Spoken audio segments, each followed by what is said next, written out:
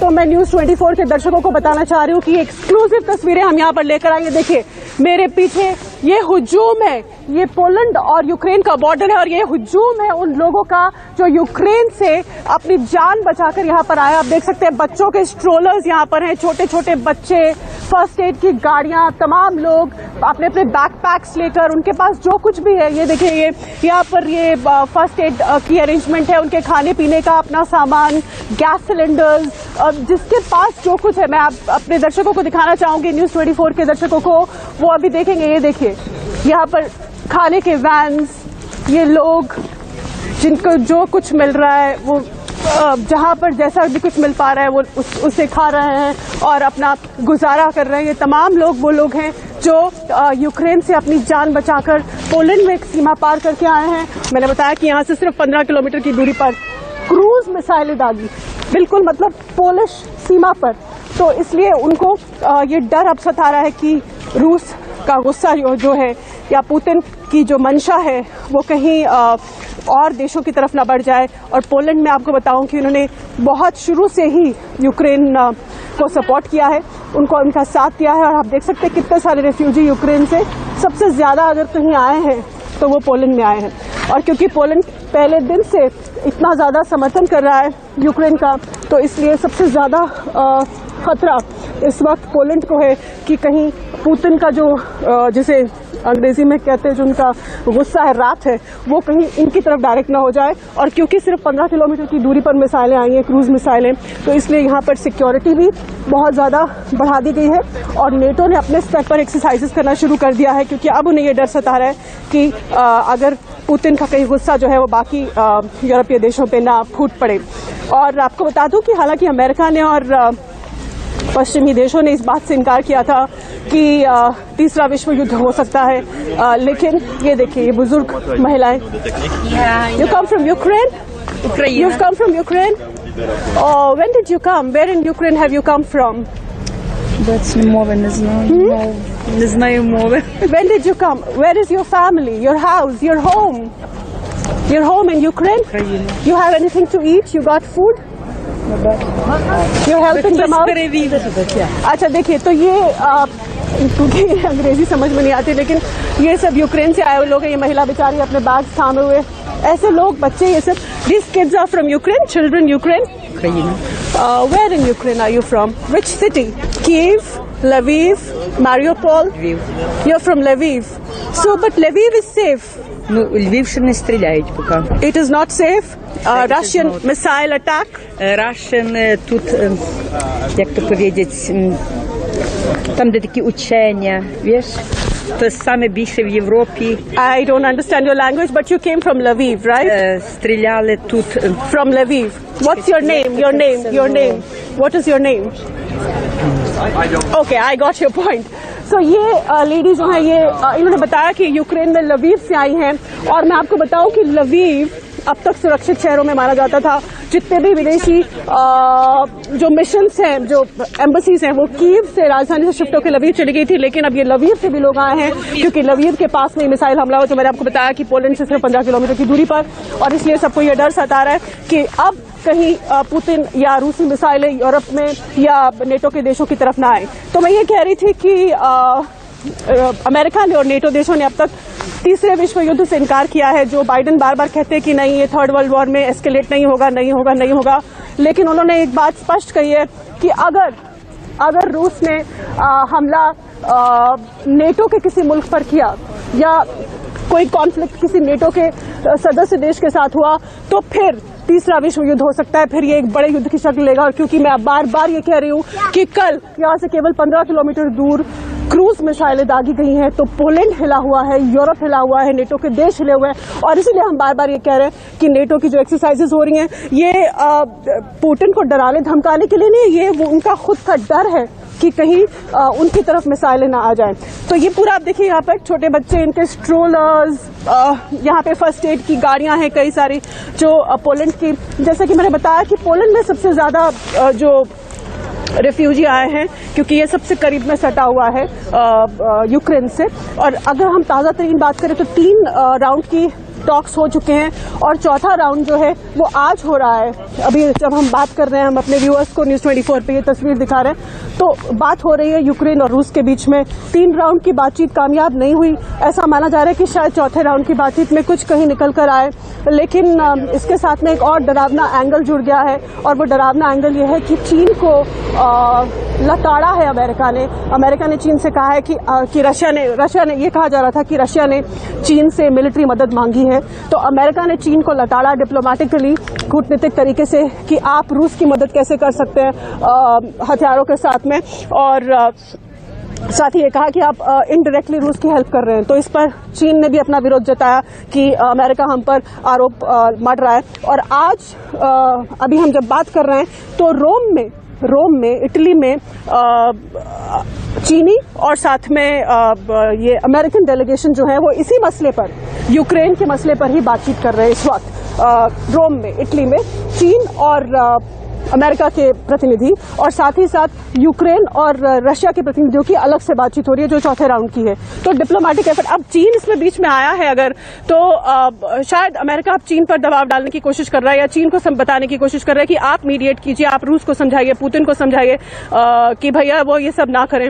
और खासतौर से अब जबकि पोलैंड के पास में अटैक हो गया और यूरोप को डर है, नेटो देशों को डर है कि अगली मिसाइलें जो है वो उनमें से किसी और पर आ सकती हैं, तो अब चीन को बीच में लाया जा रहा है। चीन के साथ बातचीत हो रही है कि आप रूस को इस तरह सपोर्ट मत करिए और अगर आपसे और हथियार रशिया मांग रहा है जैसा कि अमेरिका का आरोप है तो आप उन्हें ना दीजिए, आर्थिक प्रतिबंध रूस पे। तो कुल मिला के ये हालात ठीक होने की बजाय विस्फोटक होते चले जा रहे हैं। थोड़ी सी जो उम्मीद की किरण, जो विंडो ऑफ होप, जिस आप ये तस्वीरें भी देखिए, मैं साथ में बताती हूँ कि कूटनीतिक स्तर पे क्या हो रहा है, तो जो थोड़ी सी, जिसे अंग्रेजी में कहते हैं विंडो ऑफ होप यानी उम्मीद की किरण जो है वो कहीं दिख रही है, जो आज चौथे राउंड की बातचीत यूक्रेन और रूस के प्रतिनिधियों के बीच में हो रही है, उससे थोड़ी सी अभी उम्मीद टिकी हुई है कि शायद कुछ इसमें ब्रेक थ्रू हो। हालांकि पिछले 3 राउंड्स की बातचीत में कोई ब्रेक थ्रू नहीं हुआ है, किसी तरह की कोई बात आगे नहीं बढ़ी है। दोनों पक्ष अपने अपने पक्ष पर, मत पर अड़े हुए हैं, कोई ब्रेक थ्रू। दरअसल लगातार हमले जो हैं वो यूक्रेनी शहरों पर जारी हैं। Excuse me, are you from Poland or Ukraine? What? No, we're French. You're French? Yeah. So you're journalists? Yeah. You've come here to cover? Yeah. अब मेरे साथ देखिए पूरा इंटरनेशनल मीडिया यहाँ कवरेज के लिए आया है। So what is the situation? Are you aware of the missile attack yesterday on the military base? Basically on the news, you know what's happening, but here it's not our point. Okay. Our point here is just to help people. The people who help. This is for humanitarian. We're just helping people here. It's just not about the news and what we're covering. It's more like people who help, not like war or anything. You know, so war is you are here to help people. Yeah, to cover the help of others and to help. How many people come every day? it depends. Changing all days. Can be like 4,000. Can be less. Can be more. You don't have. It's not. So thousands of people come every day. 1,000. Yeah, of course. Yeah, but it's depending. Can be 10,000. I don't know. It's changing all days. And you have come from France. Yeah. French journalists helping out. Yeah. Volunteers. Yeah, we volunteers. You're doing a great job. You think this thing would end soon? I don't know. I'm not a politician, so I don't know. You can be from India, you can be from France. Nobody knows anything, you know. So Nobody knows anything. किसी को किसी चीज के बारे में पता नहीं है। ये फ्रेंच जर्नलिस्ट हैं जो यहाँ वॉलंटियर कर रहे हैं, मतलब जो अब जैसे कि इन्होंने बताया कि कई दिन से यहाँ पे ये एज वॉलंटियर्स काम कर रहे हैं और यहाँ पे हजारों की तादाद में रोज 4, 5, 6, 7, 8 हजार रिफ्यूजी जो है वो यूक्रेन से आते हैं, सबसे ज्यादा यहीं पे आते हैं। Are you also French? Excuse me, where are you from? England. You're from England. You're also a volunteer here? Yes, I'm in Poland. So would you throw some light on this crisis that's going on currently? What is happening? Like this guy told me that thousands of people come every day, refugees from Ukraine. Yes, this is one of the border crossings. We're on the Polish side here. This is one of the border crossings, a smaller one. There isn't any overarching organization here. The Polish humanitarian authority are here. There's a kitchen, but this is people have to move through here to go to one of the centres where they can register, and if they don't know where they're going, find a ride or find a place. It must be quite chaotic, considering so many people was. I mean, even the Polish administration must be like really, really hard pressed about this. I can't say. I mean, I can only say what I see here, which is. How long have you been here? I've only been here for a couple of days, but I have friends who've been here longer. And you have come from London. From London. Yeah. And you're volunteering. Yes, the Ukrainians coming over don't always speak Polish. It's a harder language to understand. So a friend of mine was here, and they wanted Russian speakers. So I studied Russian at university. Okay. It's a little bit rusty, but I'm here just to. So you're doing a great job. I mean, it's not easy to leave your country and come to war zone and then try to help people out. It's easier than for them. I mean, you know, my heart is with them. So yeah, very well said. I mean, those were very, very touching words. तो ये जो lady है, ये महिला, ये London से आई है और इनका ये कहना है कि ये यहाँ वॉलंटियर करने आई हैं क्योंकि यहाँ जो यूक्रेन से लोग क्रॉस करके आते हैं उनको अंग्रेजी समझ में नहीं आती, पोलैंड की भाषा समझ में नहीं आती, तो जिन लोगों को थोड़ी बहुत रूसी आती है, रशियन, क्योंकि यूक्रेनियन और रशियन भाषा मिलती जुलती है, वो लोग यहाँ पर है। तो ये इंग्लैंड से आई है और इनका ये कहना है कि हालात खराब हैं, लेकिन उन लोगों के लिए हालात कितने खराब हैं उतने हमारे लिए नहीं है, मतलब जो वॉलंटियर्स हैं। तो उनकी सिचुएशन देख के, उनकी खराब स्थिति देख के हम यहाँ पे आ रहे हैं कि हम उनसे फिर भी बेहतर स्थिति में और उनकी मदद कर सकते हैं। देखिए यहाँ पर ये किचन, ओपन किचन, जिसे हमारे देश में लंगर कहा जाता है, अब इसे लंगर ही कहेंगे, जैसा लंगर हम गुरुद्वारों में देखते हैं जो लोगों के लिए लगाया जाता है। ये देखिए यहाँ पे खाना बन रहा है। Excuse me sir, are you also volunteer? No, You are from Ukraine. from Lithuania. You are from Ukraine. Lithuania. Lithuania. Yes. So you have also come to help here, Yes. and you're cooking food for these people. Yes, yes. What have you cooked, sir? What have you? This is stew, right? Yeah. That's chicken Potatoes. stew. Yes, yes. So how long have you been? 2 weeks. 2 weeks. Yes. And people come in thousands every day. Yes. We do 10,000 portions 10,000 every day. in 10 days. And who provides for these food items? Me and guys and people from Lithuania. You're all from Lithuania. Yes. That they seem to be like army people. Are you from the Lithuanian army? Hello. No, Здравствуйте еще раз. Так, нам на двоих civilian. надо покушать. Хорошо. Хотите такого? А что Курочку это? с картошкой. А? You're Курочка doing с a good картошкой. job. Please carry on.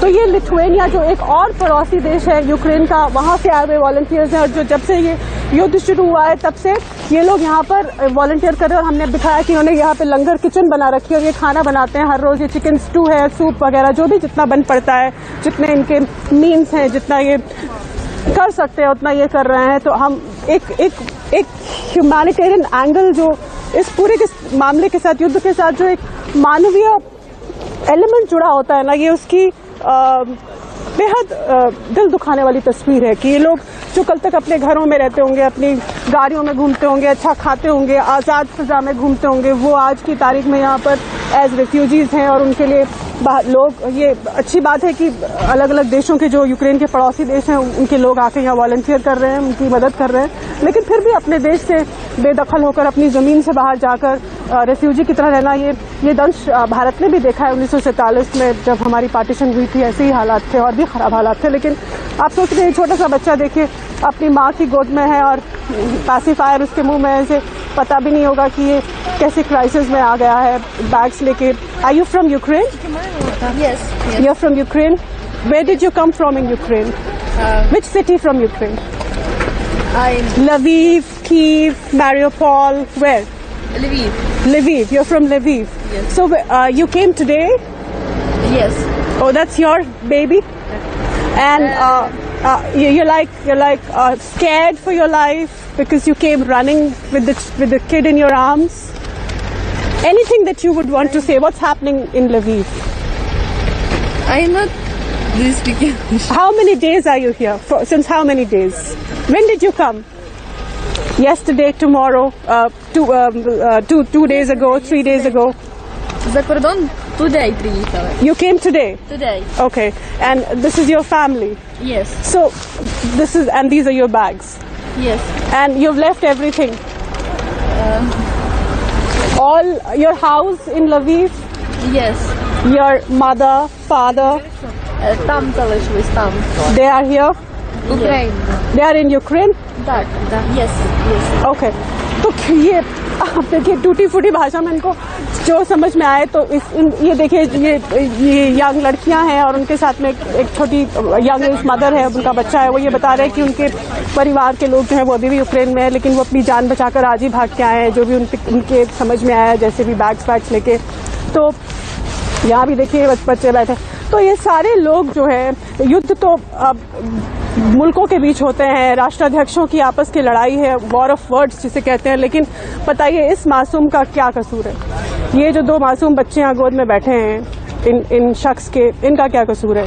क्यों ये इस तरह से दरबदर हो रहे हैं अपने घर से बाहर इस वक्त? और यहाँ बहुत ठंड है, सर्द मौसम है। आप देख सकते हैं कि मैंने खुद इतने लेयर कपड़े पहने हैं जितने आज तक शायद जिंदगी में नहीं पहने होंगे। यहाँ पे कम से कम -2 से 3 डिग्री इस वक्त टेम्परेचर है और रात में 5 से 7 जाता है। और ऐसे में ऐसे बॉर्डर पे चेक पोस्ट पर क्यों बाहर दरबदर होना, वॉलंटियर्स के ऊपर निर्भर रहना, ये एक त्रासदी है। और हमारे जितने भी पॉलिटिशियंस हैं, या चाहे व्लादिमीर पुतिन हो या ज़ेलेंस्की हो या जो भी देश इसमें इन्वॉल्व हैं, वो अगर ये तस्वीरें देख रहे होते हैं तो शायद थोड़ा सा मानवता का ख्याल करें और इस युद्ध को ख़त्म करें, क्योंकि इसका कोई नतीजा निकलने वाला नहीं है। कोई भी पक्ष पीछे हटने को तैयार नहीं है। और डर ये है, आशंका ये है कि कीव जो कि राजधानी है, जिसको रूसी फौज पूरी तरह से घेर चुकी है, उस पर हमला होगा, जल्दी हमला हो सकता है। और पुतिन ने ये स्पष्ट किया है कि वो बिना सोवियत यूनियन के पुनर्गठन के मानने वाले नहीं हैं। और अमेरिकी राष्ट्रपति ये कह चुके हैं कि पुतिन का ये सपना हम साकार नहीं होने देंगे। तो ये जो ईगो क्लैश है, ये जो इनके बीच में आपस में टसल चल रही है, उसका कोई सकारात्मक नतीजा निकलता हुआ नहीं दिख रहा है, या कोई सोल्यूशन, कोई हल इस मुसीबत का नहीं मिलता हुआ दिख रहा है। लेकिन जितनी जल्दी हो उतना अच्छा है इन लोगों के लिए, इन बच्चों के लिए, ये तमाम लोग जो यहाँ पर हैं। और न केवल यहाँ पर, ये तो एक मैं आपको तस्वीर दिखा रही हूँ, इसके अलावा यूक्रेन के आसपास जितने भी देश हैं, सभी बॉर्डर्स पे ऑलमोस्ट ऐसी ही हालत है। नमस्कार, मैं हूं मानक गुप्ता। अगर आपको हमारा ये वीडियो पसंद आया हो तो इसे लाइक और शेयर जरूर करें। और हाँ, हमें सब्सक्राइब और फॉलो करना ना भूलें, ताकि आप देश और दुनिया की कोई खबर मिस ना करें। तो जुड़े रहिए हमारे साथ और देखते रहिए News 24।